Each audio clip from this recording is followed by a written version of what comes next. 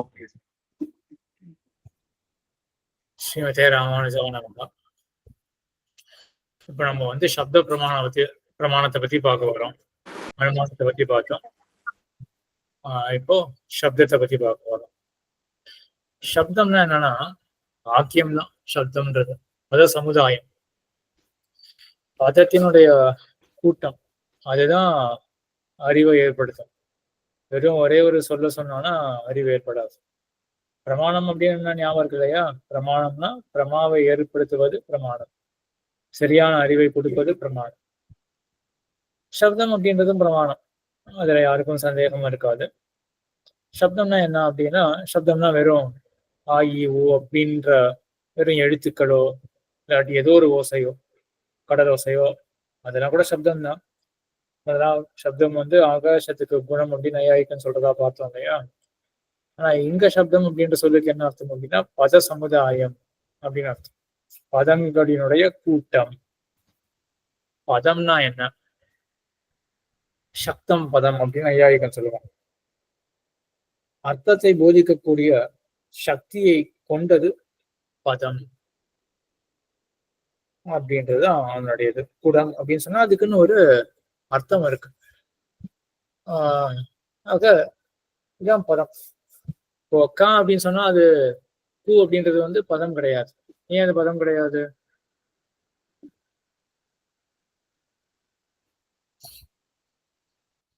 ஏன் பதமா அர்த்தத்தை போதிக்கவில்லை சுவாமி. அதுக்கு எதுவுமே அர்த்தம் கிடையாது. பூ அப்படின்றதுக்கு அர்த்தமே கிடையாது. அதனால அது பதம் கிடையாது. குடம்ன்றதுக்கு அர்த்தம் உண்டு. அதை கேட்ட உடனே ஒரு அர்த்தமானது மனசுக்கு மனசுல உதிக்கிறது. ஆகையினால அதுதான் பதம். சக்தி அப்படின்னு இந்த சக்தம் பதம் அப்படின்னு சொன்னான்னா, சக்தி அப்படின்னாலே லோகத்திலேயே சக்தின்றது என்ன சொல்லுவாங்கன்னா ஒரு காரியத்தை செய்யக்கூடிய சாமர்த்தியம், அதான் சக்தி அப்படின்னு. பதமானது சக்தமா இருக்கு. ஒருத்தர் சக்தி பெற்றிருக்காரு அப்படின்னா என்ன, அவரால் ஏதோ ஒரு காரியத்தை செய்ய முடியும். அதே போல பதமானது சக்தம் அப்படின்னு சொன்னா இங்க பதத்தினுடைய காரியம், அது ஏற்கனவே முன்னாடி சொல்லிட்டேன், இருந்தாலும் சரியா கெஸ் பண்றீங்களா? இந்த பதத்துக்கு என்ன காரியமாக இருக்கும்? சக்தி இருக்கு அப்படின்னா என்ன பண்றதுக்கு சார்? அதே போட்டேன் நானே. சரி பரவாயில்ல, இருந்தாலும் கேள்வி இருக்கட்டும். பதத்துக்கு சக்தி இருக்குன்னா எதுல சக்தி இருக்கு? என்ன காரியத்துல சக்தி இருக்கு பதத்துக்கு?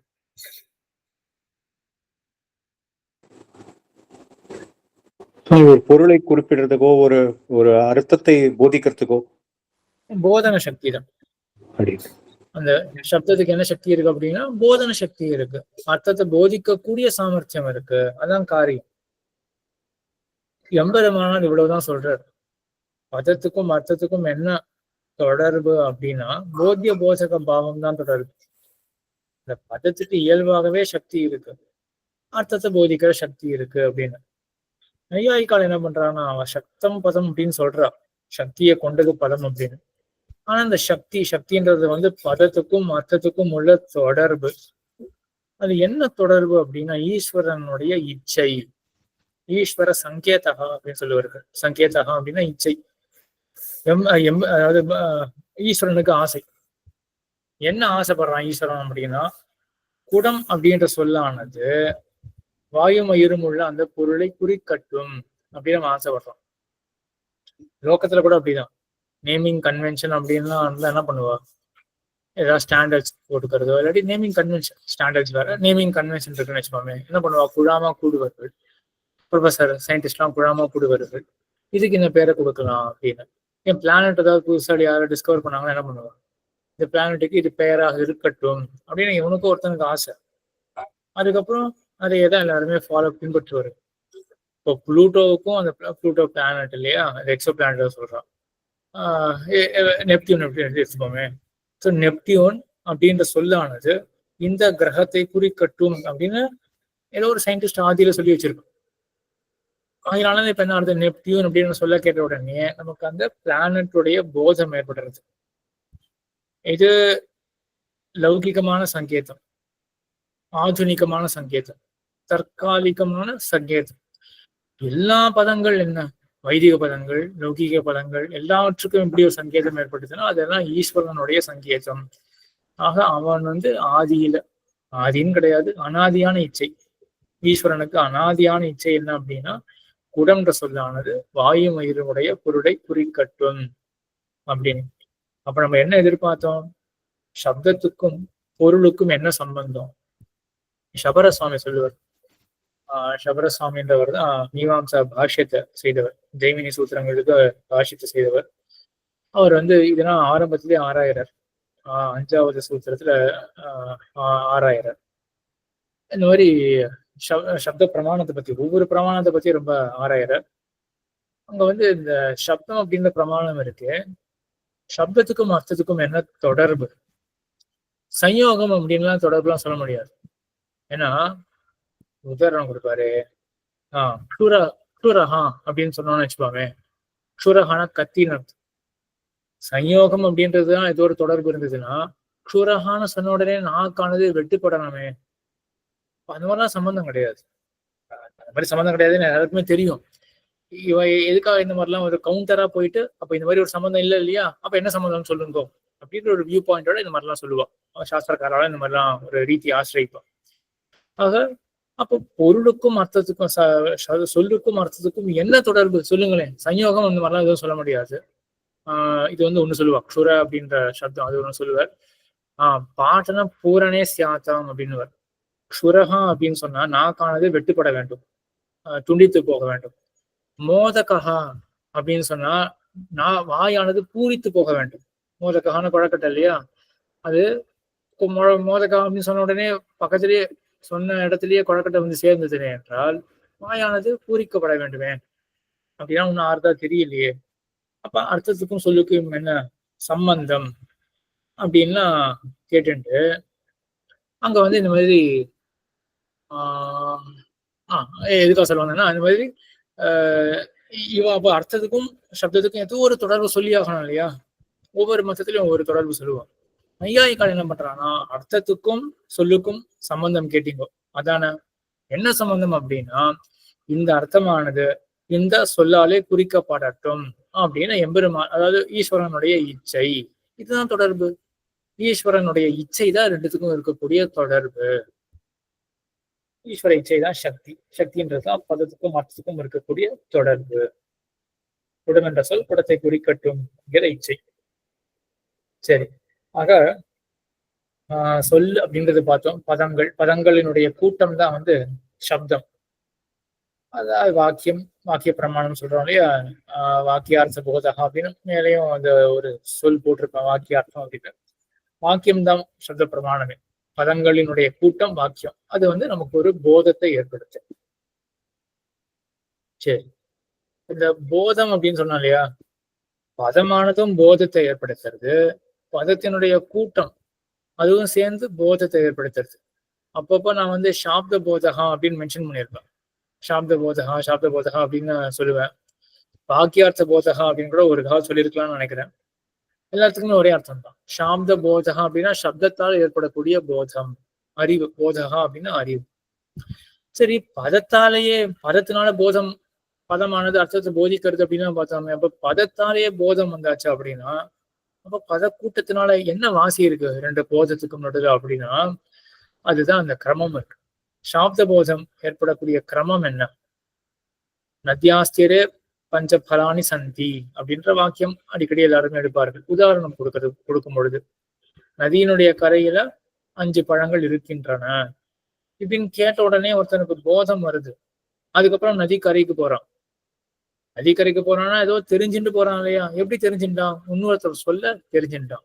சரி, எப்படி தெரிஞ்சுட்டான்? அந்த கிரமம் என்ன? சொற்கள்லாம் சேர்ந்துருக்கு. அதுக்கப்புறம் என்ன ப்ராசஸ் சொல்றார்? முதல்ல பத ஞானம். பதங்கள்லாம் இந்த மாதிரி சொல்லப்பட்டிருக்கு அப்படின்னு, இந்த பதங்கள்லாம் இருக்கு அப்படின்ற ஞானம், சொல்லப்பட்டிருக்கு அப்படின்ற ஞானம். என்னது? நதி, கரை, 5 பழங்கள், இதெல்லாம் பதங்கள் தானே. இப்ப பதங்கள்லாம் சொல்லப்பட்டிருக்கு அப்படின்னு முதல்ல தெரிஞ்சுக்கிறான்.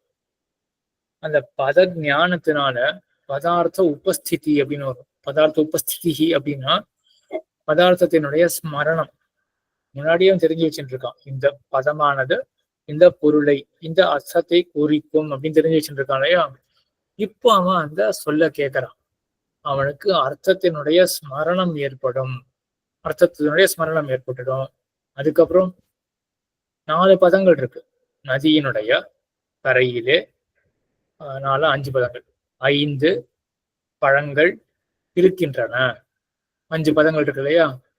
பழங்கள் அப்படின்றது அந்த பதத்துக்கு ஒரு அர்த்தம் தெரியும் நமக்கு என்ன அப்படின்னு. உடனே மனசு ஸ்புரிக்கும். இருக்கின்றன அந்த சொல்லுக்கும் அர்த்தம் தெரியும், மனசு ஸ்புரிக்கும். நதியின் கரையிலே எல்லா பதங்களினுடைய அர்த்தங்கள் எல்லாம் ஸ்புரிக்கும்.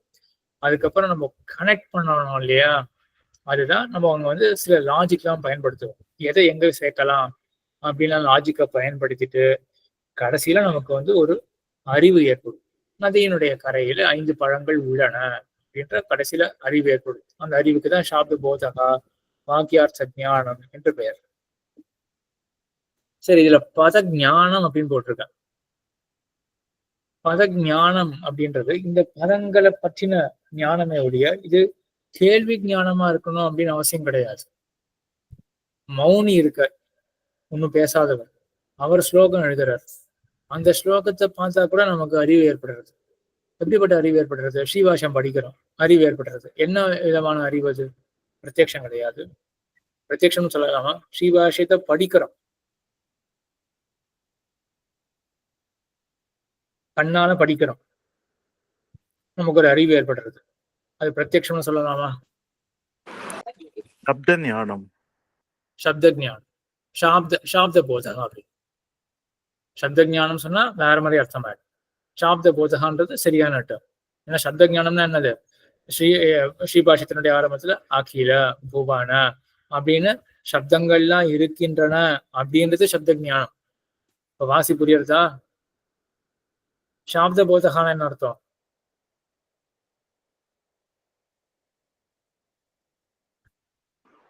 இந்த மொத்த வார்த்தைகளுடைய அர்த்தம் என்ன? மொத்த அகில புவன ஜென்மஸ்தேம தெரியலன்னா அது ஃபுல்லத்துக்கும் சேர்த்து அர்த்தம் என்ன? அதான் சாப்த போதகா. சரி, இப்ப அகில புவன ஜென்மஸ்தேம பங்காதி அப்படின்னா நம்ம பாக்குறோம், வெறும் பாக்குறோம், அந்த லிபிய எழுத்துக்களை பாக்குறோம், நம்ம ஒண்ணு கேட்கவே இல்லையே. பதத்தினுடைய ஞானம் அப்படின்றது முதல்ல பார்த்தோம். பதங்கள் காதுல விழுந்தாதான் சாப்த போதம் ஏற்படும். சப்தம் தெரிஞ்சாதான் அப்புறம் சப்தத்திலிருந்து சாப்த போதம் ஏற்படும். சப்தமே இல்லையே இங்க. அதனாலதான் இந்த பத ஞானம்ன்றது கேள்வி ஞானம்ன்றது வேண்டாம். இப்போ அகில புவன் அப்படின்றது இல்லையா, அதுவும் ஒரு விதமான பதத்தினுடைய ஞானம் தான். அகிலன்னு ஒருத்தர் சொல்றார், நம்ம காதுல விழுறது. சரி, பார்க்கும் பொழுது என்ன ஆகுது? என்ன ப்ராசஸ் இருக்கும்?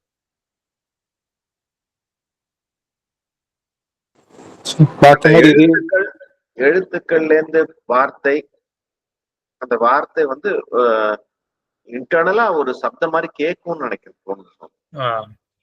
சப்தம் இன்டர்னலா கேட்க முடியாது. இல்ல, அது நமக்கு தோணுது. ஸ்மிருதி அங்க என்னன்னா ஸ்மிருதி தான் மறுபடியும். ஏன்னா யாரு அப்படின்ற சொல்ல ஒரு கால் கேட்டதே இல்லை அப்படின்னு வச்சுக்கோங்க. நம்ம அகில அப்படின்னு பாக்குறோம், நமக்கு அப்படின்ற அந்த சொல்லினுடைய கேள்வி ஞானம் முன்னாடி ஏற்பட்டிருக்கும் இல்லையா, அதனுடைய ஸ்மரணம் ஏற்படும். எழுத்த பார்த்த உடனே லிபிய பார்த்தா கேள்வி ஞானத்தினுடைய ஸ்மரணம் ஏற்படும், கேட்கப்பட்டதனுடைய ஸ்மரணம் ஏற்படும். அதுவும் பத ஞானம் தானே. காதாலதான் கேட்கணும் அப்படின்னு அவசியம் கிடையாது. அகில அப்படின்ற பதம் காதால கேட்டதுனால எப்படி ஒரு சாப்த போதம் வருமோ, அதே போல அகிலன்ற எழுத்த பார்த்து அகில அப்படின்றதனுடைய நினைவு நமக்கு வர, நமக்கு அதுவும் சாப்த போதத்துக்கு உறுப்பாக இருக்கும்.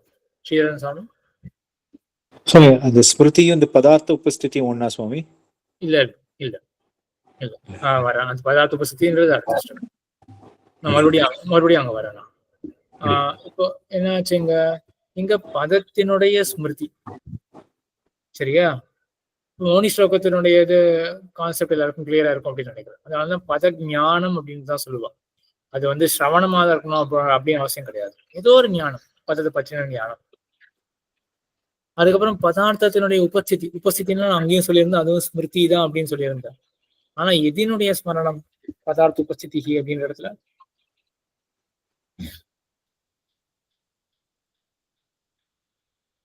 சப்தத்தினுடைய முதல்ல ஒரு கேள்வி ஞானமோ இல்லாட்டி ஸ்மரணமோ ஏற்படுறது.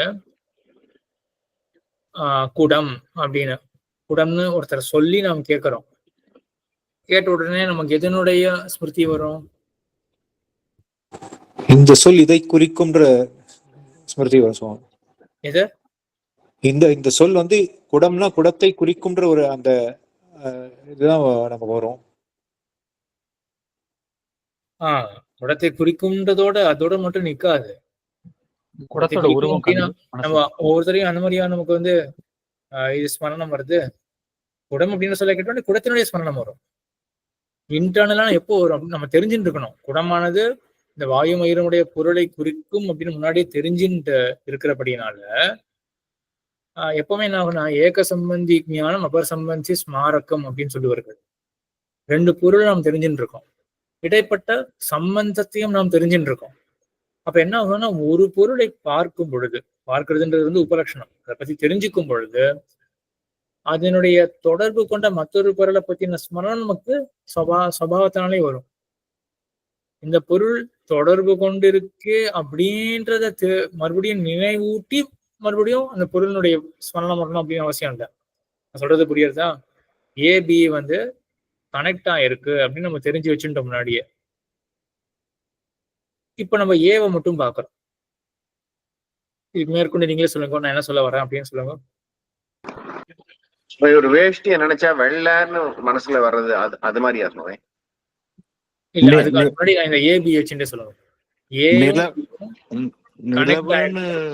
நிலவுன்னு சொன்னா சேமிக்கணும். நிலவுன்னு சொன்னா வட்டமா இருக்கும்னு நமக்கு நினைவு வர மாதிரி. அப்படி கிடையாது. சரி, அது இருக்கட்டும். முதல்ல இந்த ஏபி அந்த ஃபுல் அந்த கான்செப்ட்ல சொல்றதுல மட்டும் இது பண்ணுங்க, கண்ணோட்டம் வைப்போம். பியும் ஆட்டோமேட்டிக்கா ஞாபகம் வரும் சுவாமி. பி வந்து ஆட்டோமேட்டிக்கா ஞாபகம் வரும். ஆனா என்ன வரணும்னு அவசியம் கிடையாது.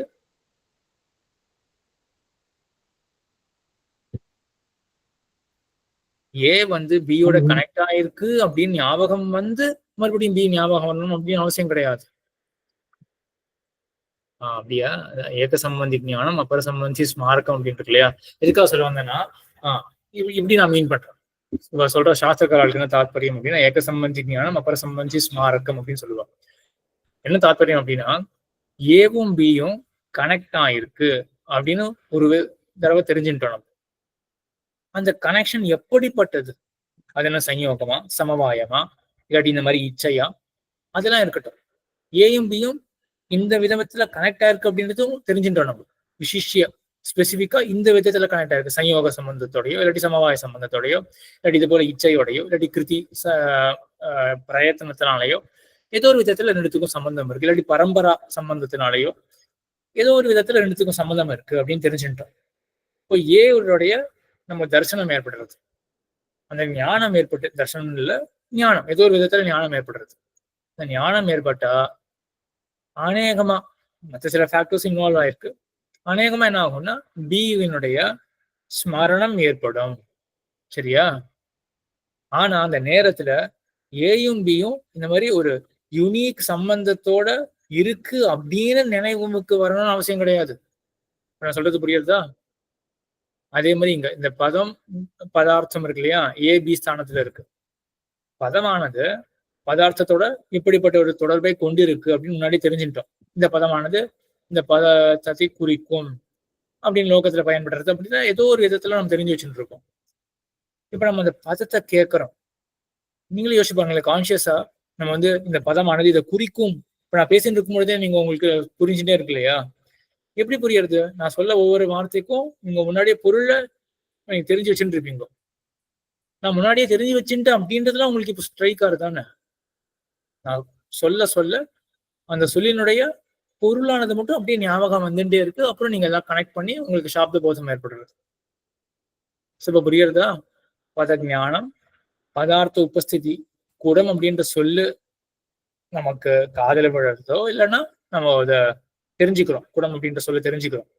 தெரிஞ்ச உடனே நமக்கு என்ன ஞாபகம் வருது?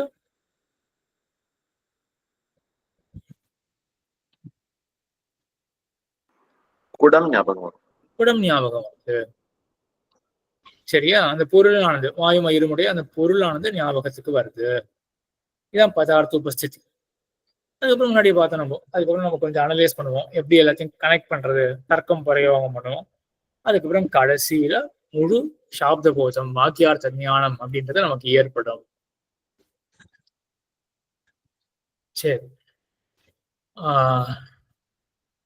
இதுக்கு மேல அடி அடி இந்த மௌனி ஸ்லோகம் அது இன்னொருத்தரவங்க சொல்லுங்க, புரியல சரியா. மௌனி ஸ்லோகத்துமா, அதாவது பத ஞானம் அப்படின்னு உடனே நமக்கு என்ன தோணும்? அதாவது சாப்த போதம் அப்படின்னு உடனே கேள்வி ஞானம் தானே. சாப்த போதம் அப்படின்னாலே கேள்வி ஞானம் அப்படின்னு தோணும். அப்போ ஒருத்தர் சொல்ல இன்னொருத்தர் புரிஞ்சுக்கிறார் அப்படின்னா எல்லாருக்கும் சட்டுன்னு தோணும். அப்போ அங்க சொல்லப்படும் தன்மையானது முக்கியமாக இருக்கு, ஒருத்தர் சொல்லணும் அப்படின்னு. அப்போ நடுவில் ஒரு சந்தேகம் வருது. இப்போ சொல்லப்படுற சப்தத்தை கேட்டு அதுக்கப்புறம் குடம்னு ஒருத்தர் நியமேன சொல்லணும், குடம்ன்ற சொல்ல கேட்டு ஒருத்தருக்கு வாயுமயிரனுடைய பொருளானது ஞாபகத்துக்கு வரணும், அதுக்கப்புறம் மற்ற பொருள்களுடன் சேர்த்து சாப்த போதம் அப்படின்றது ஏற்படும் என்ற கிரமம் தான் இருக்குமே என்றால், அப்போ குடமானது இங்க இருக்கு அப்படின்னு ஒருத்தர் நோட்ஸ் எழுதி வச்சிருக்காரு. அதை பார்த்தா ஒருத்தர் புரியறதா இல்லையா? புரியறது. புரியறதுன்னா அந்த புரிதல்ன்றது என்ன ஞானம்? அதன பிரத்யக்ஷமா? அடுத்த அறையில் குடமானது இருக்கின்றது அப்படின்னு ஒருத்தர் நோட்ஸ் எழுதி வச்சிருக்காரு. அதை படித்து ஒருத்தருக்கு புரியறது. அது பிரத்யக்ஷம் ஏன் சொல்லக்கூடாது? பாக்குறாரு இல்லையா? நேர்ல பாக்கலையா சுவாமி? அது எழுதி வச்சுதானே அவர் பாக்குறாரு. எழுதி வச்சது தானே பாக்குறாரு, ஆக்சுவலா குடத்தை பாக்கலையே. ஆகையினால இவர் எதை பத்தி தெரிஞ்சுட்டு இருக்காரோ, இவர் எழுதி இருக்கக்கூடிய அந்த நோட் புக் இருக்கு இல்லையா, அது பிரத்யக்ஷம்னு சொல்லலாம். எழுத்துக்கெல்லாம் பிரத்யக்ஷம்னு சொல்லலாம். பக்கத்து அறையில குடம் இருக்குன்னு ஒரு புரிதல் வந்திருக்கு, அதுல விஷயம் என்ன? குடம். அந்த குடத்தோட இவருக்கு கண்ணுக்கும் தொடர்பு இருக்கா? இவர் கண்ணுக்கும் அதுக்கும் தொடர்பு இல்லை. அப்ப பிரத்யக்ஷம் கிடையாது. அப்ப என்ன ஞானம் இது? பிரத்யக்ஷம் கிடையாது. வேற என்ன இருக்கு? அனுமானம்னு யோசிக்கலாமா? முடியாது. ஏன்? எதுவும் அந்த மாதிரி ஹேத்து இல்ல, அந்த மாதிரி ஒரு வியாப்தி இல்ல, அதெல்லாம் எதுவுமே இல்லையே அப்படின்னா தோன்றது. ஆனா இங்க இதுதான் நேர்மையான ரீதி. ஆனா வைசேஷிகால் அப்படின்னு ஒருத்தர் இருக்கா, அவன் என்ன சொல்லுவா அப்படின்னா இதுவே ஒரு அனுமானம் தான் அப்படின்னு சொல்லுவான். அது இருக்கட்டும், ஜஸ்ட் இப்போதைக்கு ஒரு கான்செப்ட் அவனுக்கு தெரிஞ்சு வச்சுக்கோங்க. நம்மளோ இல்லாட்டி மற்ற நையாயிக்காலோ அத்வைதிகளோ யாருமே இருந்தாலும் இதை வந்து சாப்த போதம் அப்படின்னு தான் சொல்லுவான், அனுமானத்துல சேர்க்க மாட்டார்கள். ஆக இப்ப சாப்த போதம் அப்படின்னு வந்துருச்சுன்னா இப்பதான் கேள்வி வருது, சப்தமே இல்லையே எப்படி சாப்த போதம்னு சொல்றீங்கோ? கேள்வி ஞானமே இல்லையே எப்படி சாப்த போதம்னு சொல்றீங்கோ? அப்ப நம்ம சொல்லணுமே, எங்க ஏதோ ஒரு விதத்துல எங்க நம்ம வந்து கேள்வி ஞானத்துக்கும் இதுக்கும் ரெண்டுத்துக்கும் பொதுவானதாக ஒரு விஷயம் இங்க இருக்கு அப்படின்னு காட்டணுமே. என்ன காட்டலாம்? ஒருத்தர் குடம்னு ஒருத்தர் சொல்றார், குடம்னு நாம் எழுதி வச்சிருக்கிறத இன்னொருத்தர் பார்க்கிறார். ரெண்டு இடத்துலயும் பொதுவானதா என்ன இருக்கு? ஒரு ஸ்மரணம் வருது சுவாமி. ஸ்மரணம்னு வராது. ரெண்டுத்துலயும் பொதுவா என்ன இருக்குன்னா, ஒரு இடத்துல பிரத்யக்ஷ ஞானம், ஒருத்தர் குடம்னு ஒருத்தர் சொல்ல மற்றொருத்தர் அதை காதால நேரடியே கேட்கிறார். அங்க சப்தத்தினுடைய பதத்தினுடைய ஞானம் இருக்கு. அதே போல இங்கேயும் குடம்ன்ற சொல்லை காண அவருக்கு கு ட இம் அப்படின்ற அந்த முன்பு கேட்டவற்றினுடைய ஸ்மரணம் ஏற்படுறது. அதுவும் ஒரு ஞானம் தானே, ஸ்மரணமும் ஒரு ஞானம் தான். ஆக ரெண்டு இடத்துலயும் பொதுவா என்ன இருக்கு அப்படின்னா பதத்தை பற்றின ஞானம் அப்படின்றது பொதுவாக இருக்கு. ஆக கேள்வி என்ன? கேள்வி ஞானம் இல்லை அப்படின்னு கேள்வி ஞானம் வேணும்னு யார் சொன்னது?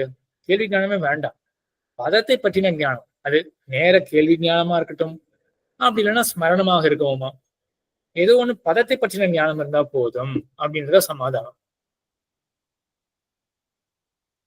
ஸ்ரீதரன் சுவாமி கை தூக்கி இருக்கேன். சுவாமி அடியேன் ஒரு இது கொஞ்சம் கிளியரா இல்ல சுவாமி. இந்த ஸ்மரணமும் இது சுவாமி உபஸ்திதி சுவாமி, உபஸ்திதி ரெண்டும் ஒண்ணுதான். உபஸ்திதி அப்படின்னாலே ஸ்மரணம் அப்படின்னு அர்த்தம். ஆனா என்ன ஸ்மரணம் அப்படின்னா அங்க பதார்த்தத்தினுடைய ஸ்மரணம். மௌனி ஸ்லோகத்துல பதத்தினுடைய ஸ்மரணம். அந்த வாசி புரியலையா? புரிஞ்சு சுவாமி, புரிஞ்சது. பதம் இருக்கு, பதார்த்தம் இருக்கு. அந்த வாசி புரியுறது இல்லையா? பதம்னா குடம் அப்படின்ற பதம் காதால கேட்கப்படுறது. பதார்த்தம் அப்படின்றது வாயு மயிலுடைய அந்த பொருள்.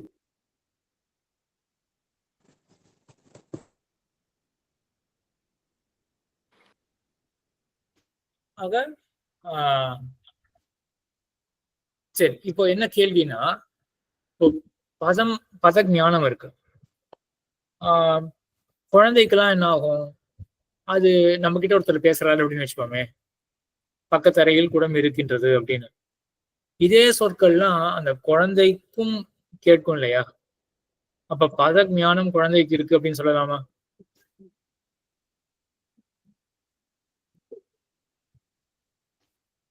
சொல்லலாமா? முடியாதா? சொல்ல முடியாதே சுவாமி. அதுக்கு இந்த பதத்தினுடைய அர்த்தம் தெரியாதே. காதுல நான் கேட்ட கேள்வி என்ன? பத ஞானம் குழந்தைக்கு இருக்கா? அவ்வளவுதான் கேள்வி. இருக்குன்னு சொல்லலாம். பத ஞானம் இருக்கே குழந்தைக்கு. பத ஞானம்னா அந்த பதம் எப்படி சொல்றதுங்கிற அந்த அறிவு. அதெல்லாம் கிடையாது. குடம் அப்படின்றது 2 பேருக்கும் கேட்காதா? கேட்கும். ஆமா, அவ்வளவுதான். பத ஞானம் அப்படின்றது. அது அது அதாவது எப்படி சொல்லலாம்னா, இப்ப குழந்தை இருக்கு, இன்னொருத்தர் இருக்காரு, எதிரில சேர் இருக்கு. 2 பேருக்கும் சேர் தெரியுமா தெரியாதா? தெரியும். எப்படி தெரியும்? குழந்தைக்கு அது சேருன்னு தெரியுமான்னு? சேருன்னு தெரியாது. அதேதான் இங்கேயும். குடம்ன்ற சொல்லு 2 பேர் காதல விழுவா விழாதா? விழும். 2 பேர் காதலையும் விழும். அப்ப பத ஞானம்ன்றது இருக்கே அந்த குழந்தைக்கு கூட. அப்ப அதுக்கும் சாப்த போதம் வரட்டமே. குடம் பக்கத்து அறையில், எல்லாம் அறையில் அப்படின்னா அந்த சொல்லு அந்த குழந்தை காதல விடுறது. குழந்தைக்கு என்ன மிஸ்ஸிங்? பதார்த்த உபஸ்திதி வராது அதுக்கு. ஏன் பதார்த்த உபஸ்திதி வராது? அது ஏற்கனவே கேட்டதில்ல, அதனால ஸ்மரணம் வரதுக்கு வாய்ப்பு இல்லை. தொடர்பு தெரிஞ்சிருக்கும். அந்த தொடர்பு தெரியாது. இந்த பதமானது இந்த அர்த்தத்தை குறிக்கும் அப்படின்ற அந்த தொடர்பு அதுக்கு தெரியாது. ஆகினால அது பதார்த்த உபஸ்திதி அதுக்கு வராது. மேற்கொண்டு ப்ராசஸ் கண்டினியூ ஆகாது. சரி, அப்ப என்ன தெரியுது? இப்போ பத ஞானம் குடம் பக்கத்து அறையில் இருக்கின்றது. பத ஞானம் காதல் விழுந்தாச்சு. ஒவ்வொரு பதத்துக்கும் அர்த்தமும் தெரியும், பதார்த்த உபஸ்திதி எல்லாம் வந்தாச்சு. அப்போனா சாப்தபோதம் கம்ப்ளீட் ஆயிடுமா? அவ்வளவுதானா? அப்படின்னா அப்போ ஒருத்தர் சொல்றார், எங்க என்ன இருக்கு? குடம் துணி கட்டில் அப்படின்னு ஒருத்தர் சொல்றார். குடம் துணி கட்டில் பத ஞானம் இருக்கு, ஒவ்வொரு பதத்துக்கும் அர்த்தமும் தெரியும், பதார்த்த உபஸ்திதி வந்துருது. இங்க சாப்த போதம்ன்றது வருமா? யாருக்காவது புரியுமா? வராது. புரியாது சுவாமி. பொருள் புரியாது. ஆனா குடம்னா என்னன்னு தெரியும், துணினா என்னன்னு தெரியும், கட்டில்னா என்னன்னு தெரியும். அந்த அளவுக்கு தான். அது ஏற்கனவே தெரிஞ்சிருக்கேன். பார்ஷியலான ஞானம் வரும். பார்ஷியல் ஞானம் கிடையாது, இது ஞானமே கிடையாது. ஏன்னா குடம்ன்றது முன்னாடி நமக்கு தெரியாதானே. குடம்னு முன்னாடி தெரிஞ்சிருந்தாதானே இப்ப குடம்னு கேட்டு குடத்தினுடைய உபஸ்திதியா நமக்கு வரும். சோ குடம் நமக்கு ஏற்கனவே தெரிஞ்சிருக்கு. ஏற்கனவே ஞானம்னாலே புதுசா நமக்கு ஏற்படக்கூடிய புரிதல். இங்க புதுசா நமக்கு ஏதாவது புரிதல் ஏற்பட்டிருக்கா? உண்மை ஏற்படல. குடம் துணி கட்டில் அப்படின்னு சொன்னா 3த்தினுடைய ஞாபகம் வருமே ஒழிய கனெக்டே பண்ணலாம். புதுசா உண்மை தெரிஞ்சுக்க மாட்டோம். சரி, அப்ப பத ஞானம் இருக்கு, பதார்த்த உபஸ்திதியும் வந்தாச்சு. அப்ப என்ன மிஸ்ஸிங் அப்படின்னு அதுக்குதான் நையாயிகன் சொல்றான். மத்த 3 காரணங்கள் இருக்கு. அடியன் யாரோ சொன்னாலே, யாராவது சொன்ன மாதிரி இருந்தது. சரி, ஆக இங்க என்ன வேணும் அப்படின்னா ஆகாங்ஷா அப்படின்னு ஒண்ணு தேவைப்படுறது அப்படின்னு சொல்றான். என்ன ஆகாங்ஷா அப்படின்னா, இதனுடைய எக்ஸாக்ட் டெஃபினிஷன் தத்பதே தத்பத தத்துவம் இதபாவ பிரயுக்த அனன்வித அன்வய போத அபாவா தத்பதே தத்பத தத்துவம். அதெல்லாம் போக வேண்டாம். இங்கு பதங்களின் அர்த்தம் தெரியும், ஆனாலும் போதம் ஏற்படாது. மற்ற சொற்கள் வேண்டப்படுகின்றன. இது போதும். ஆகாங்ஷா அப்படின்னா ஒரு பதமானது சாப்த போதத்தை ஏற்படுத்தணும் அப்படின்னா ஆகாங்ஷா எது? சரி, ஆகாங்ஷா அனைவரும் எல்லாருக்கும் தெரிஞ்சிருக்கும். என்கிற ஆகாங்ஷையில அருள் செய்கிறார். ஆசைன்னு காட்டும், நோக்கம் நோக்கம்னு காட்டும், எதிர்பார்ப்பு. எதிர்பார்ப்பு எதிர்பார்ப்பு, ஆசைன்னு சொல்லணும்னா கூட எப்படி சொல்லலாம்னா ஒரு எதிர்பார்ப்பு, அதாவது ஜிக்ஞாசா மாதிரி சொல்லலாம். தெரிஞ்சுக்கணும் அப்படின்ற ஆசையோ அந்த மாதிரி ஒரு விசேஷமான ஒரு ஆசையை கொண்டு போகணும். இச்சான்னு சொல்லலாம் சுவாமி. ஜிக்ஞாசா இச்சா நமக்கு என்ன எங்கும் ஆகாங்கையே ருடி செய்கிற அப்படின்றது இல்லையா? நேர தமிழ் டிரான்ஸ்லேஷன் சொல்லணும் அப்படின்னா மூக்ஷ்படி வியாக்கியானத்துல இவை தண்ணியில் 3 தண்ணியில் ஒக்குமோ அப்படின்ற அது அந்த ஆகாங்ஷை நேர சூத்திரக்காரரை கேட்டுக்கிறார். மற்ற இடத்துல மாமனிகள் சாதிப்பார், இன்னும் ஆகாங்கையில ருடி செய்கிறார் அப்படின்னு சாதிக்கும் பொழுது இப்போ படிக்கிறவனுக்கு ஒரு எதிர்பார்ப்பு இருக்கு. என்ன இந்த 3 மந்திரங்களும் என்ன சமமா அப்படின்னு ஒரு ஜிக்ஞாசா ஏற்படும். அதான் ஜிக்ஞாசா வச்சுக்கோங்க, தெரிஞ்சுக்கணும் அப்படின்னு ஒரு ஆசை, ஒரு எதிர்பார்ப்பு. அதான் ஆகாங்ஷா அப்படின்னு. ஆகாங்ஷான சன்வந்த பிரயோகம் தான். பூர்வகமான ஆகாங்ஷதி இல்லையா? ஆகாங்ஷதி. ஆமா, சரி, அது இருக்கட்டும். எதிர்பார்ப்பு. இப்ப என்ன பண்றதுன்னா, கட்டில் அப்படின்ற அந்த பதமானது போதத்தை ஏற்படுத்தணுமே என்றால் அது மற்றொரு பதத்தை எதிர்பார்க்கிறது. துணின்னு இருக்கே பதம் அப்படின்னு அது போராது, அது ஒரு கிரியா பதத்தை எதிர்பார்க்கிறது. இதெல்லாம் அந்தந்த லாங்குவேஜுக்கு உண்டானது. அந்தந்த லாங்குவேஜ் என்ன பண்ணுவாங்க அப்படின்னா, இந்த பதமானது கட்டில் அப்படின்னு ஒரு பதம் இருந்தது என்றால் அதுக்கு ஸ்பெசிஃபிக்கா சிலது எதிர்பார்க்கிறது. மற்றொரு பதம் இருந்தால்தான் அது போதிக்கும். ஆக ஆகாங்ஷா அப்படின்றது வேண்டியதாக இருக்கு. ஆக குடம், துணி, கட்டில் அப்படின்ற அந்த சொல் சேர்க்கையானது ஏன் போதத்தை ஏற்படுத்தல? ஏன்னா வேண்டிய பதம் அங்க ஒண்ணு இல்லை, அதனால போதத்தை ஏற்படுத்தல. அப்ப பதஞானம், பதார்த்த உபஸ்திதி அப்படின்றதுலாம் இருந்தா மட்டும் போறாது, அந்த சென்டென்ஸ் வந்து கம்ப்ளீட்டா இருக்கணும், வேண்டிய பதங்கள் அங்க இருக்கணும். அதே போல அடுத்தது யோகியதா. நெருப்பால் நனைத்து விடு அப்படின்றது, ஜலத்தால் நனைத்து விடு. ஜலத்தால் அப்படின்னு சொன்ன உடனே கருவி அப்படின்னு தெரியாது, ஜலமானது கருவி அப்படின்னு தெரியாது. நெருப்பால் அப்படின்னு உடனே அது கருவி அப்படின்னு தெரியாது. அப்ப கருவினால ஏதோ ஒரு செயல்ல கருவி. சரி, என்ன செயல்ல? செயல் சொல்லக்கூடிய ஒரு பதம் வேணும். நான் முன்னாடி என்னாச்சு, குடம், கட்டில், துணி அப்படின்னு சொல்லும் பொழுது இது எல்லாமே எழுவாயா இருந்தது. அது எழுவாய் இருக்கு, ஆனா வினைச்சொல் என்ன? குடம், கட்டில், துணி காணப்பட்டன, ஏதாவது வினைச்சொல்ல போய் முடியணும் இல்லையா? அது இல்லாததுனால போதம் ஏற்படுத. இந்த வினைச்சொல் இருக்கே, நெருப்பால் நினைக்கப்பட்டது அப்படின்ற வினைச்சொல்லானது இருக்கே, அப்ப இங்க போதம் வரட்டமே அப்படின்னா யோகியதா இல்லையே. யோகியதா அப்படின்னா பதார்த்தங்கள் மத்தியில இருக்கக்கூடிய தொடர்பு. இப்ப 2 நிலையில பார்க்கலாம்.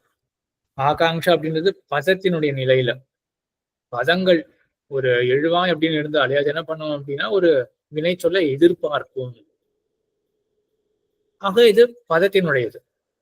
இங்க என்ன ஆச்சு அப்படின்னா, இருக்கே ஒரு சொல்லானது இருக்கே அப்படின்னு அது போராது, அதனுடைய அர்த்தத்தையும் நம்ம ஆராயணும், அர்த்தம் யோகியமாக இருக்கணும் அப்படின்னு. இதுல வந்து சொல்லும் இருக்கணும், அது சேரக்கூடிய அர்த்தத்தை கொண்டதாகவும் இருக்கணும் அப்படின்னு பிரிச்சு அனலைஸ் பண்றோம். ஆச்சு. அதுக்கப்புறம் சந்நிதி அப்படின்னு ஒண்ணு. இந்த சந்நிதி அப்படின்னு என்னன்னா, நெருப்பால் உலர்த்தப்பட்டது அப்படின்னு சரியான வாக்கியம்தான். ஆனா இன்னைக்கு நெருப்பால் அப்படின்னு சொல்லிட்டு நாளைக்கு உலர்த்தப்பட்டது அப்படின்னு சொன்னா யாருக்காவது புரியுமா? ஏன் புரியாது அப்படின்னா, ரெண்டுத்துக்கும் யோகியத்தை இருக்கு, பதமும் வந்து சேர்ந்தாச்சு. ஆனா என்னன்னா, ரெண்டுத்தினுடைய ஸ்மரணம் பல பதங்கள் கொண்டதுதான் வாக்கியமானது. கடைசியில் என்ன பண்ணணும், எல்லா வாக்கியங்களும் சேர்ந்து ஒரு வியாபாரத்தை ஏற்படுத்தி அது போதத்தை ஏற்படுத்தும். அப்படி இருக்கும் பொழுது நெருப்பால் அப்படின்னு சொல்லும் பொழுது அந்த நெருப்பால் அப்படி தனியா தான் இருக்கு. உலர்த்தப்பட்டது அப்படின்னு சொல்லும் பொழுது நெருப்பால் அப்படின்றது மறந்தே போயிடுது. அதனால ரெண்டுத்துக்கும் சந்நிதி, 2 பதங்களுக்கு சந்நிதி இல்லாததுனால என்ன ஆச்சுன்னா அது போதம் ஏற்படாது அப்படின்னு. அது ஆகாங்ஷா, யோகிதா, சந்நிதி. சந்நிதினா சாமீபியமா சுவாமி? ஆமா, சன்னிதானம், சாமீபியம். சந்நிதி அப்படின்றது தமிழ்ல பொதுவா சந்நிதி அப்படின்னு அந்த விசர்கலாம் விட்டுடுவோம். சந்நிதி, ஆகாங்ஷா, யோகியதா, அதெல்லாம் கரெக்டா ஆகார அந்த சப்தங்கள் தான். அப்புறம் ரொம்ப முக்கியமான ஒரு விஷயம் லக்ஷணா அப்படின்னு. சக்கியார்த்தம் பாஜிதம் எங்க சரி சக்கியார்த்தம் அப்படின்றது முதல்ல தெரிஞ்சுக்கலாம். சொல்லானது என்ன பண்ணணும் அப்படின்னா ஒரு பதார்த்தத்தை பத்தி ஸ்மரணம் செய்விக்கும். சொல்லானது பதமானது அதான் செய்யும். பதத்துக்கு எது அர்த்தமோ அதான் முக்கிய அர்த்தம், சக்கிய அர்த்தம் அப்படின்னு பெயர். முக்கியமான அர்த்தம், சக்கியமான அர்த்தம். அந்த அர்த்தத்துக்கு ஏதாவது இடத்துல வாதம் வந்தது என்றால் அந்த அர்த்தத்தை நாம் விட்டுடுவோம், முக்கியமான அர்த்தத்தை விட்டுடுவோம். கங்கையில் இடைச்சேரி, இது உபன்யாசங்கள்லாம் கேள்விப்பட்டிருப்பீங்க. இந்த உதாரணம் கங்கையில் இடைச்சேரி, இது என்ன அர்த்தங்க? ஏன் இதுக்கே போகணும்? நெருப்பால் நனைத்தான் அப்படின்றது. அங்க நம்ம என்ன பண்ணணும்? அங்க நம்ம சரி அதே மாதிரி இதை வச்சுக்கலாமே. முக்கியார்த்தமானது பாதிக்கப்படுற இடத்துல நம்ம அந்த முக்கியார்த்தத்தை கொள்ள மாட்டோம். சரியா? இப்போ நெருப்பால் நனைத்தான் அப்படின்றதுக்கும் கங்கையில் இடைச்சேரி, இடைச்சேரின்னு எல்லாருக்கும் புரியுறது இல்லையா? இடையர்கள் இருக்கக்கூடிய இருப்பிடம் இடைச்சேரி. கங்கையில இடைச்சேரி எல்லாம் இருக்க முடியாது. கங்கையில என்ன அங்க போய் இது கட்ட முடியுமான்னு, தெருவை கட்ட முடியுமான்னு? அதனால அதுக்கு அர்த்தம் என்னன்னா கங்கை கரையில் இடைச்சேரி அப்படின்னு அர்த்தம். அதுக்கு கங்கையோடைய கரையில இடைச்சேரி இருக்கு, குழு குழுன்னு இருக்கும் அப்படின்ற தாற்பயத்துல கங்கையில் இடைச்சேரி அப்படின்னு சொல்றாரு. சரி, இப்ப கங்கையில் இடைச்சேரி அப்படின்றது யோகியத்தை கிடையாது. கங்கையானது இடைச்சேரிக்கு அதிகரணமாக இருக்க முடியாது. நெருப்பால் நனைத்தான், அதுவும் யோகியம் கிடையாது. நெருப்பானது நனைக்க முடியாது நெருப்பை கொண்டு. சரி, நெருப்பால் நனைத்தான் அப்படின்ற இடத்துல நம்ம என்ன பார்த்தோம்? அந்த வாக்கியத்தை கேட்ட உடனேயே என்ன நடக்கும்னு பார்த்தோம். சாப்த போதம் என்ன விதமான ஒரு போதம் ஏற்படும்? நெருப்பால் நனைத்தான் அப்படின்றத வாக்கியத்தை கேட்டுட்டு அவன் என்ன தெரிஞ்சுப்பான்? புதுசா என்ன தெரிஞ்சுப்பான்? முதல் இம்ப்ரெஷன் தப்பா சொல்றாரே அப்படிங்கிறது. அவ்வளவுதான் தெரிஞ்சுப்பான். அது சப்தத்தினால ஏற்படலை. ஸோ சப்தத்தினால அவனுக்கு தெரிய போறது ஒண்ணுமே கிடையாது. நெருப்பால் நனைத்தான் அப்படின்ற இடத்துல அதுதான் நம்ம பார்த்தோம். பதங்கள் இருக்கு, பதார்த்த உபஸ்திதியும் வந்தாயிருச்சு, ஆனாலும் சாப்த போதம் வராது. ஏன்? அங்க யோகியதா இல்லை. சரியா? நெருப்பால் நனைத்தான்றது அந்த மாதிரி பார்த்துட்டோம். சரி, அப்போ கங்கையில் இடைச்சேரி அப்படின்னாலும் என்ன நடந்திருக்கணும்? நெருப்பால் நனைத்தானுக்கு அதே ரீதியில் அனலைஸ் பண்ணோம்னா இங்க என்ன நடந்திருக்கணும்? இங்கேயும் ஒண்ணுமே புரிஞ்சிருக்க கூடாது. உண்மை புரிஞ்சிருக்க கூடாது இல்லையா? ஆனா நம்ம என்ன சொல்றோம்? கங்கையில் இடைச்சேரி அப்படின்றது கங்கை கரையில் அப்படின்னு வச்சுக்கணும் அப்படின்ற மாதிரி சொல்றோம். ஏன் அது இங்க மட்டும் மாத்தி வச்சுக்கிறோம்? அதுக்கு அந்த மாதிரி யாருக்கு ஏதாவது தோணித்தா? அந்த மாதிரி பாசிபிலிட்டி இருக்கு. கங்கை கரையில இருக்க முடியும், அது நல்லா இருக்கும் அப்படிங்கிறது நமக்கு தோணுது. அதனால கங்கையில் இடைச்சேரின்னு சொன்னா கங்கை கரையில் இடைச்சேரியை தான் அப்படி சொல்றாங்க அப்படின்னு கெஸ் பண்றோம். சரியா? இங்க பின்னாலே இருக்கலாம். முன்னாடி நிறைய பேர் சொல்லியிருக்கா கங்கை கரையில வீடு இருக்கு வாங்க அப்படின்னு சொல்லி நிறைய தடவை பேசியிருக்கா. அப்ப கங்கையில வீடு இருக்கு, இப்ப கரையில இருக்கிறத சொல்றத நிறைய தடவை கேட்கிறோம். அதனாலயும் அது அந்த தோதல். சரி சரி, ரெண்டும் கிட்டத்தட்ட ஒரே ஆன்சர் தான் தோன்றது. இந்த பாசிபிலிட்டி இருக்கு அப்படின்றதையும் முன்னாடி சொல்லியிருக்கிறதுனால இங்க இவர் இதுதான் சொல்ல வர்றார் அப்படின்னு நம்ம ஒரு அனலைஸ் பண்றோம் அப்படின்றதுலாம். ஆனா இந்த நெருப்பால் நனைத்தான் அப்படின்ற இடத்துல கூட ஒருவேளை இது வேத வாக்கியம் அப்படின்னு வச்சுக்கோங்க, அப்ப என்ன பண்ணுவோம்? இப்ப எரித்தான்கிற அர்த்தத்துல அதை என்னது? எரித்தான்கிற அர்த்தத்துல கொண்டு ஆனா அது நேரம் மாதிரி கொண்டு வர முடியுமா? அங்கதான் நம்ம கொஞ்சம் மீமாம்சா தான் அப்ளை பண்ணுவோம். வேதம் சொல்றதுனால இந்த வாக்கியத்துக்கு ஏதோ ஒரு அர்த்தம் இருக்கு அப்படின்னு முடிவு பண்ணிடுவோம். முடிவு பண்ண அப்புறம் சரியான அர்த்தம் என்ன அப்படின்னு கொண்டு போகும்போது எது இருக்கிறதுலயே பெஸ்ட் அர்த்தம் நினைக்கிறது. பக்கத்துல இருக்கிற ஸ்டேட்மெண்ட்ஸை வச்சு ஒண்ணு நெருப்பால் எரித்தான்னு நினைச்சுக்குவோம், இல்லைன்னா நெருப்புங்கிறது ஆக்சுவலா தண்ணீரை குறிக்குது அப்படின்னு எடுத்துட்டு போவோம். ரெண்டுமே அந்த சக்கியார்த்தத்தோட ரொம்ப தள்ளி விடப்பட்ட அர்த்தம் தான். நெருப்ப நீர்னு ஆக்குறதோ இல்லாட்டி நனைக்கிறத எரிக்கிறது அப்படின்னு ஆக்குறதோ. ஒரு கால் ரெண்டுத்துக்கு நடுவாந்திரமா ஏதாவது நம்ம லாஜிக் அப்ளை பண்ணி நம்ம அந்த மாதிரி புரிஞ்சுக்க பார்ப்போம். சரியா? இது எப்போ வெளிச்சத்தை போட்டான் தேஜஸ் ஏதோ அது கரெக்ட், அது கரெக்ட் தான். சரியா? இப்போ அந்த விசாரம் இப்போ அதுல எனக்கு நோக்கம் இல்லை. ஸோ நோக்கம் என்ன அப்படின்னா, நெருப்பான் நினைத்தான் அப்படின்னு ஒருத்தர் ஒரு லௌகிக வாக்கியம் இருந்ததுன்னா அங்க சாப்து போதம் ஏற்படல் அப்படின்றதுக்கு அது ஒரு உதாரணம். ஆனால் இது பிரமாணம் தான் இந்த வாக்கியம் அப்படின்னு தெரிஞ்சு போயிருச்சுன்னா, இப்ப சொல்றவர் ஆப்தர், கங்கையில் இடைச்சேரி அப்படின்னு சொல்றவர் தெரிஞ்சவர் உணர்வா போறாரு அப்படின்னு நமக்கு நிச்சயம் ஏற்பட்டுருது அப்படின்னு வச்சுக்கோமே.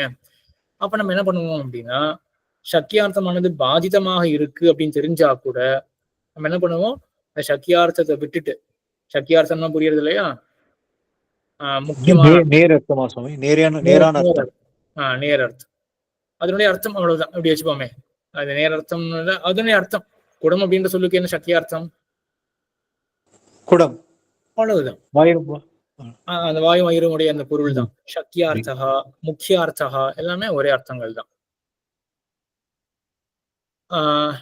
கிரந்தங்கள் என்ன பண்ணுவா அப்படின்னா, இந்த அர்த்தகா அப்படின்றதையும் விட்டுருவா, சக்கியகா அப்படின்றத மட்டும் வச்சுப்பா. அதுவும் அங்கங்க பயன்படும். அந்த சக்கியார்த்தகான்றது வந்து சக்கியகான்னு சொல்லுவா அப்படின்றத அதையும் தெரிஞ்சுக்கோங்க. ஆக சக்கியார்த்தத்துக்கு எங்க பாதம் வருதோ, சக்கியார்த்தத்தை விட்டுட்டு நம்ம என்ன பண்ணுவோம் அப்படின்னா, இந்த சக்கியார்த்தத்தோட தொடர்பு கொண்ட ஒரு அர்த்தத்தை கொள்ளுவோம். அந்த தொடர்புக்கு தான் ஆக்சுவலா லக்ஷணா அப்படின்னே பெயர். லக்ஷணா அப்படின்றது பொதுவாக கேள்விப்பட்டிருப்பீங்க. லக்ஷணா அப்படின்ற சொல்ல கேள்விப்பட்டிருப்பீங்க. லக்ஷணான்ற சொல்லுக்கு என்ன அர்த்தம் அப்படின்னா, சக்கியார்த்தத்துக்கும் நம்ம புதுசா ஒரு அர்த்தம் சொல்ல போறோம் இல்லையா, அதுக்கும் இருக்கக்கூடிய தொடர்பு, அதுக்கு தான் லக்ஷணா அப்படின்னு பேர். லக்ஷணா சக்கிய சம்பந்தா அப்படின்னு சொல்லி வருது. சரி, இங்க சொல்லுங்க. அப்போ கங்கை இடைச்சேரி அப்படின்னு இருக்கு இல்லையா, இங்க லக்ஷணான்றது என்னது? கங்கைன்னு சொல்றோம். ஆனா லக்ஷணா வந்து கங்கை கரையா இல்ல கங்கையா, அது புரியல சார். கங்கையா சக்கியார்த்தம். கங்கை கரை தான் அப்ப லக்ஷணா கிடையாது. அதான் சூக்ஷ்மமா லக்ஷணா என்ன சொன்னா, கங்கைங்கிற சொல்லுக்கும் கங்கை கரைங்கிற இந்த இடத்துக்கும் இருக்கிற சம்பந்தம் கங்கையோட சொல்லுக்கு கிடையாது. கங்கை சொல்லினுடைய முக்கியமான அர்த்தத்துக்கு, சக்கியார்த்தத்துக்கு, அதுக்கும் கங்கை கரைக்கும் உள்ள தொடர்பு, அதான் லட்சணா. ஆக இங்க லட்சணா என்னது?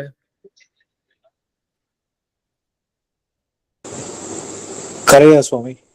என்னது கரை? கரை வந்து லட்சியார்த்தம், லட்சிக்கப்படக்கூடிய அர்த்தம். அந்த சொல்லிலிருந்து கங்கைன்றது வந்து பிரவாகம், நதி பிரவாகம். நதி பிரவாகத்துல வந்து இடைச்சேரி இருக்க முடியாது. அதனால நதி பிரவாகம் இங்க சொல்லல, நதி கரை தான் சொல்றது அப்படின்னு வச்சுக்கலாமா சுவாமி? சஞ்யோகா அப்படின்றதுதான் அருகாமை, அண்மை அப்படின்றதுதான் இங்க வந்து தொடர்பு. அண்மைன்றது நேர தொடர்பா இருக்கிறது, சஞ்யோகா தான் எக்ஸாக்ட் ஸ்பெசிபிக் தொடர்பு. என்னன்னா நேர பிசிக்கல் கான்டாக்ட் இருக்கு ரெண்டுத்துக்கும் நடுவுல. சரியா? அதான் லக்ஷணா, இங்க அதான் லக்ஷணா. வேற என்ன உதாரணம் வச்சுக்கலாம்? இங்க அது லக்ஷணா வந்துருச்சு இல்லையா?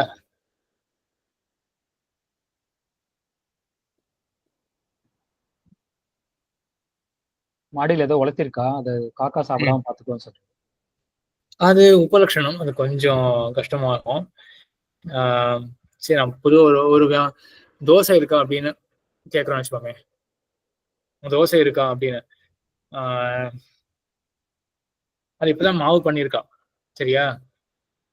தோசை இருக்கா அப்படின்னு ஒருத்தர் கேட்கிறார். அவர் அபிப்பிராயம் என்ன அப்படின்னா, வாக்குறதுக்கு மாவு இருக்கா அப்படின்றதுதான் அவர் அபிப்பிராயம். தோசை இருக்கா அப்படின்னு கேட்கிறார். இப்ப அந்த தோசைன்ற சொல்லுக்கு என்ன லட்சணம் இங்க?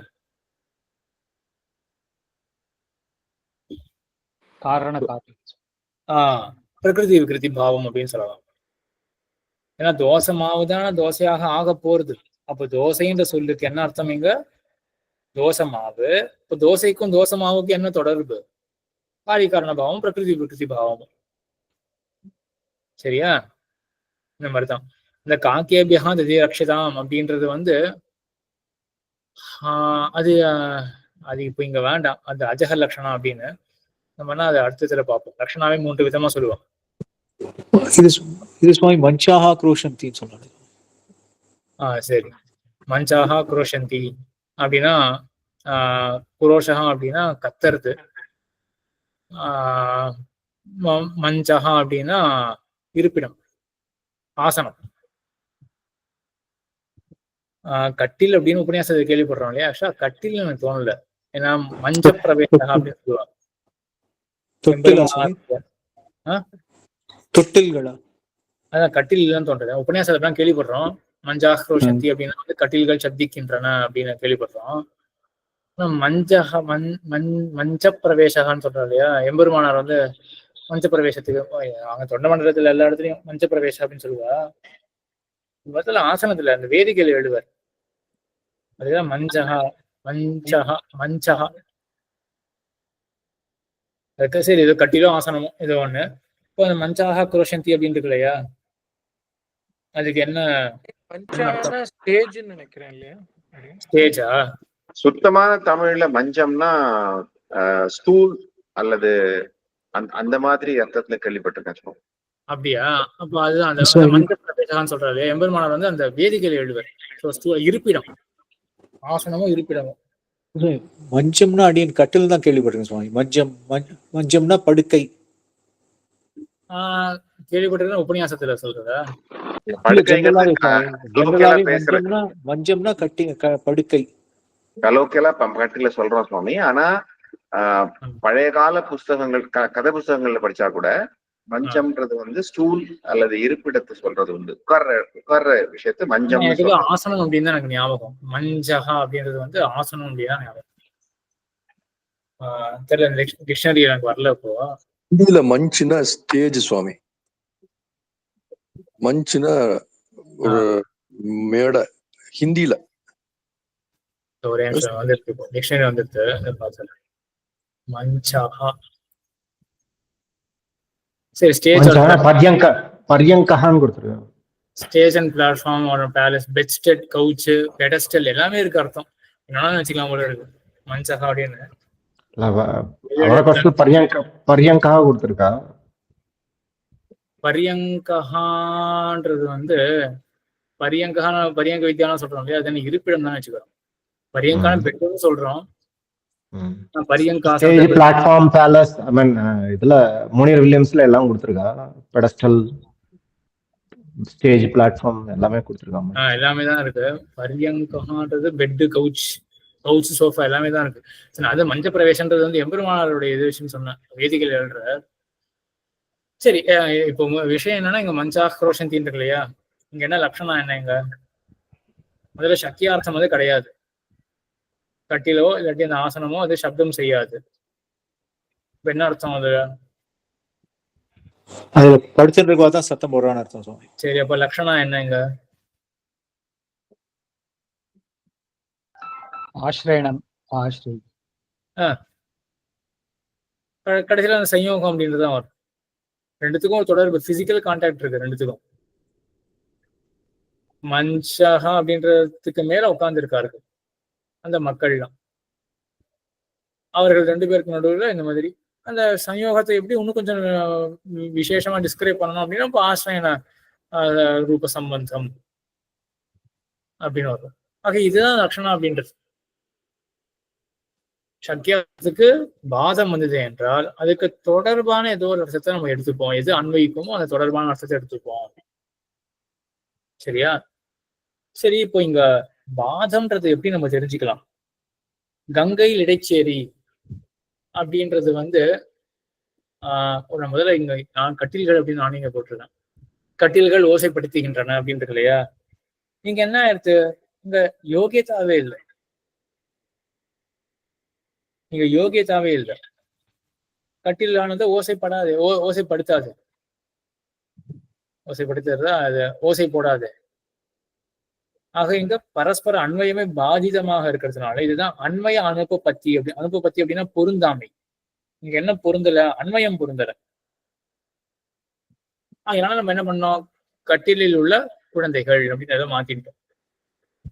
சரி, ஏன்னா எல்லா இடத்துலயும் இதனாலதான் இது அன்வய அனுபவ இருந்தாதான் லட்சணம் அப்படின்னு அவசியம் கிடையாது.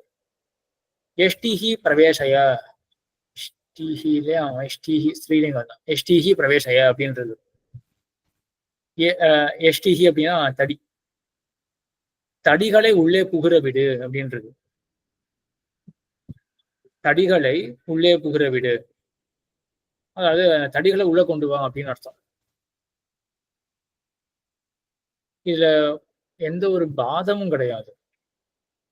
அரையனுடைய வாயில 10 தடி இருக்கு, அந்த தடியெல்லாம் உள்ள கொண்டு வா அப்படின்னு சொல்றதுல எந்த பாதமும் கிடையாது.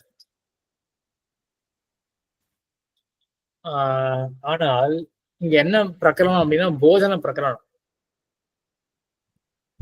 சாப்பாடு போட்டுருக்கா, அப்ப சொல்றா எஷ்டிஹி பிரவேசயா, தடிகளை உள்ளே அழைத்து வா. அவர்களை பிரவேசைன்றது கொஞ்சம் புகுற விடுன்றது ஒருவேளை சேத்தனன்னு குறிக்கும், அந்த மாதிரி யோசிக்கலாம். சரி, பொதுவாக இருக்கட்டுமே, அந்த தடிகளை உள்ளே கொண்டு வா. சன்னியாசிகளை போஜன பிரகரணம் இருக்கிறதுனால சன்னியாசிகள் எக்ஸ்ட்ரா யோசிக்கலாம். நான் கொஞ்சம் வித்தாள் அப்படின்னு நினைச்சிருந்தேன். பொதுவாக எஷ்டிஹி பிரவேசை அப்படின்னு சொல்லுவா, ஒருவேளை இப்போ சன்னியாசிகள் அப்படி இருக்கலாம்னு தோன்றது. இப்படி ஒரு பாதிதம் இருக்கிற மாதிரி தோணுது சுவாமி. தடிகள் வந்து நடக்க முடியாது. தடினா ஒரு கட்டு குச்சி இருக்காங்க, அது எப்படி உள்ள வரும்? தானா வராதே, யாராவது தூக்கின்னு வரணும். புகுற விடுன்னு என்ன அர்த்தம்? உள்ள வர்றதுக்கு ட்ரை பண்றவங்கள உள்ள விடு, அதுதான் அதுதான் புகுற விடு அப்படின்றத மாத்தின்ட்டேன். அதுக்காக தான் நான் சொன்னேன் இல்லையா, சேத்தனன் தான் இங்க தோன்ற மாதிரி இருக்கு அப்படின்னு சொல்லிட்டு மாத்தின்ட்டேன்ல. எஷ்டிஹி பிரவேசய, அங்கேயும் அந்த சேத்தனனுடைய ஒரு பானம் இருக்கு. பிரவேசய சம்ஸ்கிருதத்தினுடைய ஒரிஜினல் சான்ஸ்கிரிட் வேர்ட்லயும் வாக்கியத்திலையும் பிரவேசய, அங்க உள்ள சேத்தனனுடைய பானம் இல்லாம இருக்கலாமா? அதை பிரவேசம் பண்ணிவை, நேர் டிரான்ஸ்லேஷன் இப்படி போட்டிருக்கலாம். தடிகளை உள்ளே பிரவேசம் பண்ணிவிடு அப்படின்னு சேத்தனனுக்கும் அச்சேதனனுக்கும் சாதாரணமாக இருக்கக்கூடிய ஒரு சொல் பிரயோகம். அங்க எந்த பாதமும் கிடையாது.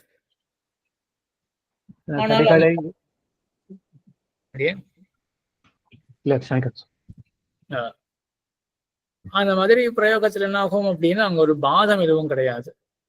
ஆனா என்ன பண்றோம், நம்ம தாத்பரியம் இங்க ஒட்டலையே. மேலும் கீழுக்கும் இருக்கக்கூடிய இதெல்லாம் அனலைஸ் பண்ணி பார்த்தோம்னா இவர் இதுதான் சொல்றாரு அப்படின்னு எனக்கு தோணல. தாத்பரியம் நேர ஒட்டலை, முக்கியார்த்தத்தை எடுத்துட்டோம்னா தாத்பரியம் ஒட்டலை. அதனால முக்கியார்த்தத்தை விட்டுட்டு நம்ம சம்பந்தமான அர்த்தத்தை எடுத்துக்கிறோம், அங்கேயும் லட்சணாவை ஸ்வீகாரம் பண்றோம்.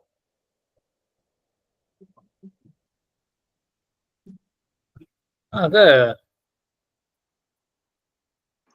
இது சொல்லுவாங்க கங்கையில் ஒரிஜினல் எக்ஸாம்பிள்ல இது எந்த அர்த்தமா எடுத்துக்கிறாங்க சுவாமி? தடிகளை உள்ளே அந்த பிரவேசிக்கன்னு சொன்னீங்கல்ல, அதுக்கு ஆக்சுவல் அர்த்தம் என்ன சொல்றாங்க? என்ன அர்த்தம் அது? தடிகளை கொண்டவர்கள், நான் வந்து விருத்தர்கள் அப்படின்னு நினைச்சேன். யார் சொன்னான்னு தெரியல, சன்னியாசிகள் அப்படின்னு சொன்னான். அப்படி கூட இருக்கலாம். தடிகளை கொண்ட சன்னியாசிகளை உள்ளே அழைத்து வாவோ, அழைக்கிறது அப்படின்னா கூட அது சேத்தனனுக்கு ஆயிடும். உள்ளே கொண்டு வா அப்படின்னு வச்சுப்போமே, ரெண்டுத்துக்கும் சாதாரணமாக. இந்த தடிகள் வந்து அந்த அத வச்சிருக்கிறவங்களை மீன் பண்றதா? ஆமா ஆமா. அப்ப என்ன சம்பந்தம் இங்க என்ன லட்சணம்? சயோகமா சுவாமி? இங்க அதே சயோகம் தான், கையில கொண்டவர்கள். அதனால இது ஒன்று சொல்ல வந்தேன். இப்போ கங்காயாம் கோஷகா அப்படின்னு இருக்கு இல்லையா, இதான் அந்த சம்ஸ்கிருத சொல்லு, கங்கையில் இடைச்சேரி அப்படின்னு.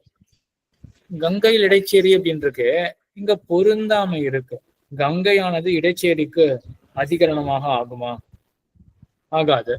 அப்ப நம்ம என்ன யோசிச்சோம், எது அதிகரணமாக வாய்ப்பு இருக்கு அப்படின்னு யோசிச்சோம் இல்லையா? இப்படி யோசிக்கலாமே, கங்கையில் இருக்கிறதுக்கு எதுக்கு வாய்ப்பு இருக்கு அப்படின்னு யோசிக்கலாம் இல்லையா?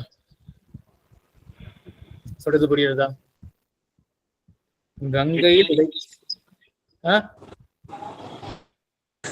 கங்கையில் இருக்கிறதுக்கு மீன்கள் அந்த மாதிரி தான் சுவாமி வாய்ப்பு இருக்கு. அப்படி வச்சுக்கலாம் இல்லையா? ஒரு பெரிய படகுல நிறைய மக்கள் இருக்கா, அதனால அது கூட படகு ஏதோ அர்த்தம். அப்ப கங்காயாம் கோஷகா அப்படின்னு அர்த்தம் இருந்தது என்றால், அதை சொல்லியிருந்தது வாக்கியம் இருந்தது என்றால், கங்கா தீரே கோஷகா அப்படின்னு ஏன் மாத்திக்கணும்? கங்கை கரையில் இடைச்சேரி அப்படின்னு ஏன் மாத்திக்கணும்? கங்காயாம் மீனஹா அப்படின்னு கூட மாத்திக்கலாமே. அப்படி கூட மாத்திக்கலாம், அந்த மாதிரி கூட சொல்லுவாங்க. தொடர்பு ரொம்ப தள்ளி இருக்கு. ஆனா கங்கைக்கும் கங்கை தள்ளி இருக்குன்னா மறுபடியும் அங்கேயும் வந்து கோஷான்னு இருக்கு இல்லையா? ஆக்சுவலா ஏன் வந்து இடைச்சேரிய கோஷான்னு சொல்றாரு? ரொம்ப சத்தம் போட்டு இருக்கிறதுனால கோஷான்னு சொல்றான்னு நினைக்கிறேன். இடைச்சேரிய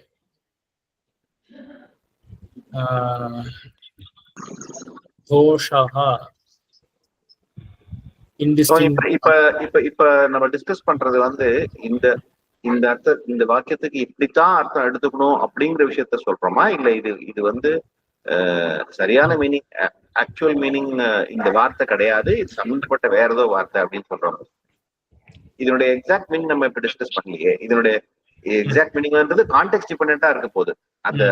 அந்த சென்டென்ஸ் வந்து எங்க இருக்கோ அந்த இடத்துல என்ன வேற சொல்லியிருக்காங்களோ அதை பொறுத்து இதுக்கு அர்த்தம் எடுக்கணும். அப்படிதானே சொல்றேன்? இல்ல, நான் சொல்றதுக்கு ஒரு சம்பந்தம் இருக்கு.